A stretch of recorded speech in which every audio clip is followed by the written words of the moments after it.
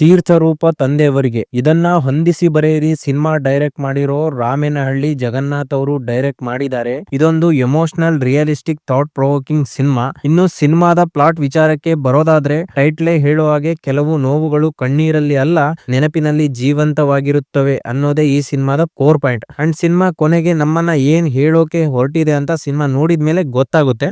ಮೊದಲನೇದಾಗಿ ಇದರ ಪಾಸಿಟಿವ್ಸ್ ಕಡೆ ಬಂದ್ರೆ ಅದು ಈ ಸಿನಿಮಾದ ಸ್ಟೋರಿ ಟೆಲ್ಲಿಂಗ್. ಹೆಸರೇನೆ ಒಂದು ಫೀಲ್ ಗುಡ್ ಭಾವನೆಯನ್ನ ಕೊಡುತ್ತೆ. ಅಂಡ್ ಸಿನಿಮಾ ಹೋಗ್ತಾ ಅದರ ಝೋನ್ಗೆ ಎಂಟರ್ ಆಗುತ್ತೆ. ಅಂಡ್ ಅಲ್ಲಿಂದ ಒಂದೊಂದಾಗಿ ಎಲ್ಲ ಕನೆಕ್ಟ್ ಆಗ್ತಾ ಹೋಗ್ತವೆ. ಅಲ್ಲಿಂದ ಅಲ್ಲಿನ ಸಿಚುವೇಶನ್ ಗಳು ಪಾತ್ರಗಳು ಹತ್ರ ಆಗೋಕೆ ಶುರು ಆಗ್ತವೆ. ಆಕ್ಚುಲಿ ಹತ್ರ ಆಗೋದು ಕೂಡ ಅಲ್ಲಿನ ಒಂದು ಮೇನ್ ಪಾಯಿಂಟ್ ಇಂದ. ಆಕ್ಚುಲಿ ಸೆಕೆಂಡ್ ಹಾಫ್ ಅಲ್ಲಿ ಸಿನಿಮಾ ತುಂಬಾ ಇಂಟ್ರೆಸ್ಟ್ ಕ್ರಿಯೇಟ್ ಮಾಡಿ ತುಂಬಾ ಬೆಟರ್ ಫೀಲ್ ಕೂಡ ಕೊಡುತ್ತೆ. ಇನ್ನು ತಾಯಿಯ ಪ್ರೀತಿ, ಅವಳ ತ್ಯಾಗ, ಮತ್ತೆ ಅವಳನ್ನ ಎಷ್ಟೇ ಇಗ್ನೋರ್ ಮಾಡಿದ್ರು ತನ್ನ ಮಗನ ಕಣ್ಣಿಗೆ ಪಾಸ್ ಮಾರ್ಕ್ಸ್ ಪಡ್ಕೊಂಡ್ರೆ ಸಾಕು, ಸಮಾಜ ಎಷ್ಟೇ ಮಾರ್ಕ್ಸ್ ಕೊಟ್ರು ಪರವಾಗಿಲ್ಲ ಅನ್ನೋ ಪಾಯಿಂಟ್ ಇಷ್ಟ ಆಯ್ತು ಅಂತ ಹೇಳ್ತೀನಿ. ಕೆಲವೊಂದು ಪ್ರಶ್ನೆಯನ್ನ ತಂದು ಅದಕ್ಕೆ ಮುಂದಿನ ಸಿಚುವೇಶನ್ ಗೆ ಉತ್ತರ ಕೊಡೋದು ಇದೆಲ್ಲ ಸೂಪರ್ ಅಂತಾನೆ ಹೇಳ್ತೀನಿ. ಇನ್ನು ಪರ್ಫಾರ್ಮೆನ್ಸಸ್ ಕಡೆ ಬಂದ್ರೆ ನಿಹಾರ್ ಮುಖೇಶ್ ಅವರಿಗೆ ಕೊಟ್ಟಿರೋ ಪಾತ್ರದಲ್ಲಿ ಡೀಸೆಂಟ್ ಆಗಿ ಕಾಣ್ತಾರೆ.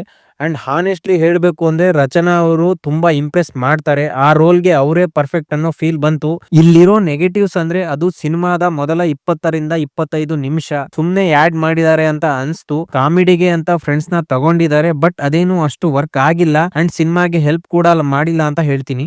ಸೊ ಓವರ್ ಆಲ್ ಆಗಿ ಹೇಳ್ಬೇಕು ಅಂದ್ರೆ ಇಟ್ಸ್ ಎ ಗುಡ್ ವಾಚ್ ಅಂತ ಹೇಳ್ತೀನಿ. ಮೊದಲ 25 ನಿಮಿಷ ಬಿಟ್ಟು ಸಿನಿಮಾ ನೋಡ್ತಾ ನೋಡ್ತಾ ಬೆಟರ್ ಆಗುತ್ತೆ. ಸೊ ಇದಿಷ್ಟು ನನ್ನ ರಿವ್ಯೂ ಆಗಿತ್ತು. ಇನ್ನು ನೀವೇನಾದ್ರೂ ಆಲ್ರೆಡಿ ಸಿನಿಮಾ ನೋಡಿದ್ರೆ ಖಂಡಿತ ಕಮೆಂಟ್ ಅಲ್ಲಿ ತಿಳಿಸಿ. ವಿಡಿಯೋ ಇಷ್ಟ ಆಗಿದ್ರೆ ಸಬ್ಸ್ಕ್ರೈಬ್ ಮಾಡಿ, ಸಪೋರ್ಟ್ ಮಾಡಿ ಅಂತ ಹೇಳ್ತಾ ಸಿಗುವ.